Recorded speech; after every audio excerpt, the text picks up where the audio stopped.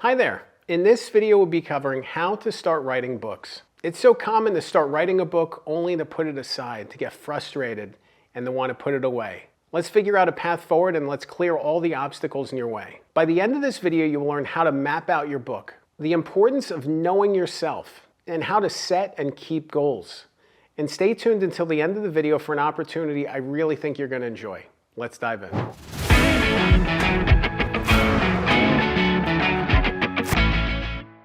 So you want to start writing a book.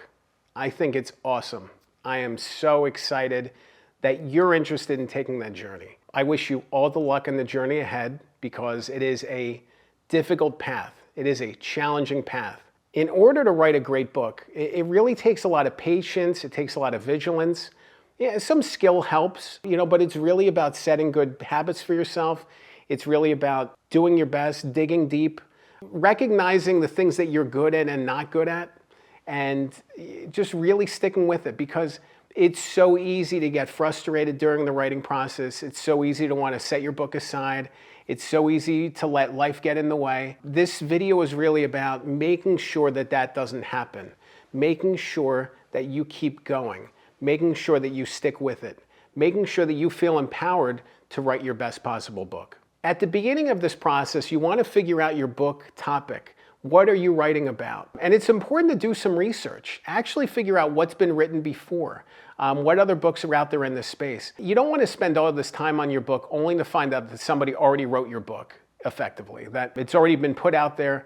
Your book has to be different in some way. It has to be unique in some way. It has to be new in some way.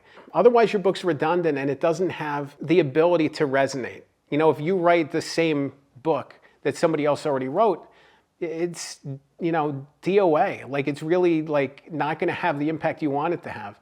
Think about derivative TV shows or books or movies or other creative elements. If something feels like a complete ripoff, people don't really care about ripoffs. They don't really like ripoffs very much. Like the movie Mac and Me from the 80s.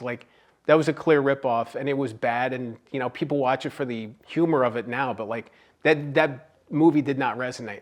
There's other movies and TV shows like that just feel very redundant and it just doesn't have the impact. So you really need to do some research. You really need to think about how your book stands apart, how your book is unique, but picking a topic that you really care about. You're going to spend probably years connected to this book, from the writing, the editing, the publication, the promotion. You're going to be connected to this book for years. Think about setting a meeting or meeting regularly with this book. You want to be excited to work on this book. If you pick a bad topic, it's going to be so much easier for you to put your book away, to stop working on it, say, this is too hard, I'm not inspired by this. You want to be motivated by the topic. You want to be drawn in by the topic. You want this to be something that you think about at the middle of the night and that you're kind of excited about it. Even though you're, kind of walking around with this thing in the back of your mind, you're excited about this book. If you're not excited about the book, you're probably not going to finish it. And if you do finish it, it's probably not going to be as good as it could have been. So you want to be connected to the topic. You want to pick something that's going to resonate with you. I think back to a book that I wrote about a baseball player named Ken Caminiti, and I worked on this book for 8 years before it was published. That's a lot of time. That's a lot of effort. 400 interviews. If I didn't care about the topic and I wasn't drawn in by the topic, I wouldn't have done all that work. I would have just mailed it in, published it, and moved on with my life. It was an exciting thing for me, and I still get phone calls sometimes from people connected to Ken's life who talk to me, and we have conversations about it. 10 years down the road from starting this book, I'm still talking about this guy. That's what this is really about. This is about picking a topic you're going to want to stick with for years and years to come. Once you have your topic and you know it's unique, no one else has written this, you want to map it out. You want to figure out what this book looks like. You want to figure out the structure of it all, the framework, the foundation. If you can do that and you can really distill the message and you can unlock the outline of the book from beginning to end, it's going to help make the writing process easier. It's going to really empower you so you know that the things that you're working on are planning to be in the book. Obviously, there's some things that change over the course of the writing itself, but you want to have a roadmap forward And by doing that foundation work at the beginning of the project, it's going to make everything easier from there. The most important thing that you can measure when you're thinking about writing a book and you want to get started with it is your own limitations, your own obstacles, your hurdles, the things that are getting in your way from making progress with your book. Because otherwise, you're never going to be able to finish it if you don't have good habits built into place and you don't have an ability to make progress.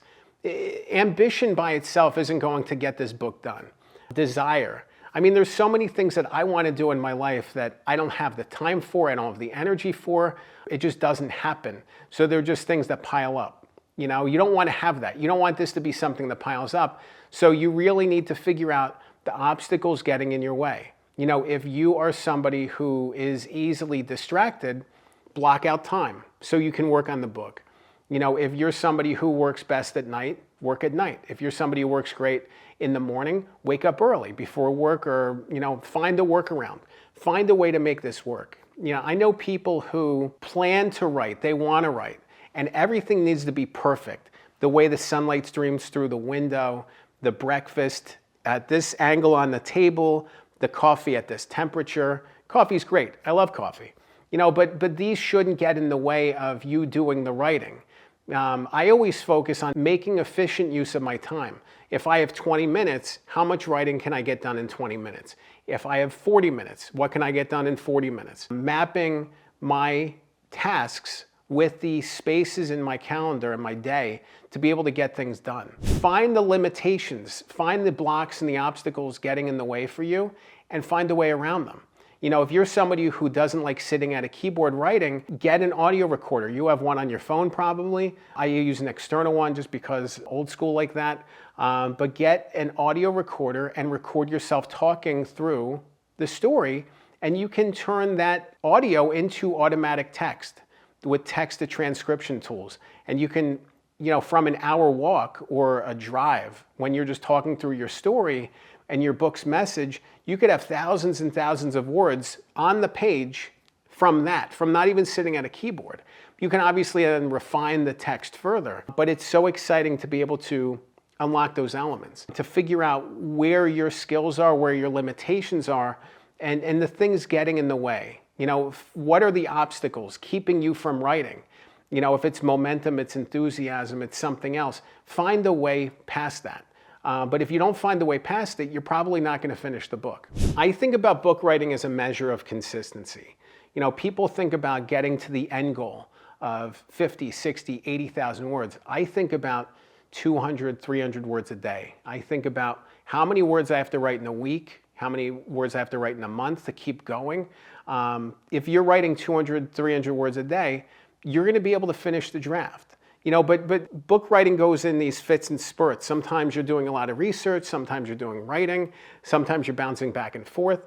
You know, and there's other times creatively where you're stuck and you need to take some time away. I think it's good. I think it's good to be able to explore the space of your story and, you know, find those moments where you can pull back to get excited to dive back in. You know, it's not pulling back to pull back. It's pulling back to dive. You know, but it's really about setting goals for yourself. If you don't have a goal for yourself and you don't have a pace for yourself, you never really know if you're rising up to the standard or falling behind. You know, if you set the goal of 200 or 300 words a day for your writing, and then you're only writing 100 words a day on average, you know, then you can assess and say, okay, I want to spend more time on the book. Or you could be making so much progress that you're like, I can dial back a little bit. I'm really ahead of schedule. You won't know until you figure out what your daily and weekly targets are and sticking with them as much as you can. I like to challenge myself in terms of how much writing I can get done in certain environments. You know, say in a busy week or a slow week.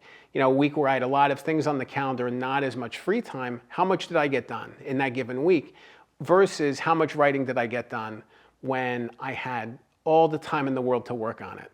You know, and kind of mapping that out and seeing what that looks like. You really need to be able to track and follow your progress in order to know if you're keeping with the pace, in order to know if you're falling behind, if you're ahead of schedule. But you won't know if you're falling behind or not until you really track your progress on a week, on a day, on a month-long schedule, and really see where you're at. See how you're coming along, see what progress you're making, but recognizing that it's important to make consistent progress. It's important to make writing a habit. That if you can make writing a habit, good things are going to happen. Next thing I want you to keep in mind with writing your book is get help if you need it. Help comes in so many different forms in the book writing process. That could come through in writing coaches, ghostwriters, writing courses. Yeah, there's so many different opportunities there, and a lot of times when people see books being accomplished and achieved and finished and published, you're like, how did this person do it? It's because they had other people helping them. If you feel stuck, if you feel like this book is beyond your skill set, that you've done all the things in this video and you're still not making progress, help could be the answer. And it's really interesting, when I think about working as a book ghostwriter with people, and that's a more intensive process where I'm guiding the writing. The author I work with is guiding, telling me the story and filling me in and providing information for me, and I'm putting the story together. And I think about some of the projects I've worked on, and some of the clients I've had have been very, very successful authors, and the book that they were working on was outside of their skill set. I think about somebody like Rich Christensen, a dear client of mine, friend of mine, and he had this very tender story that he was telling about his family. And he's been a successful book writer, a business book writer for many, many years. He's written many books, and he said, this is beyond my skill set. I need help. I need guidance. I need support. And he hired myself and another ghostwriter, Isabella Talbot, to help guide the writing. And it was really interesting seeing that collaborative process come through and recognize that Rich was a successful business writer on his own. And then we had two other writers along with it, that we could take this to a new place. And that book was just magical and just so powerful to see it all come together. And he tried to write it on his own. But if he had been prideful enough to write it on his own without any outside support, that book wouldn't have been the same. It wouldn't have had the outcomes. It wouldn't have transformed him the way it did. And I think about that a lot. It's not a shameful thing to ask for help. It's an important thing, and it's an empowering thing, ultimately about getting the best story told, about telling your story in the best way possible. So don't be afraid to ask for help, and be open to exploring what that help looks like. You're only going to know what help you need by recognizing your own skills, the limitations, and how someone else can help you. A lot of the times when I work as a ghostwriter with a client, they could be successful CEOs or business leaders. They write really well. They just don't have the time. So I help them get their time back by writing their book. So it's a balance. It's a balancing act, but don't be afraid to ask for help. If you need it, help is right around the corner for you. To that end, if you're interested in learning more about how to start writing books, and you're interested in getting some guidance and support and feedback and a little bit of help along the way, feel free to head to my website. It's goodghostwriter.com. You can click the link below, and there you can schedule a one-on-one strategy call with me. I would love to talk about your project, to learn more about it, give you some insights and guidance, and help you on your way, just to give you the best path forward for your book. Remember, a good book can change your life. I'm Dan Good. Thanks for watching.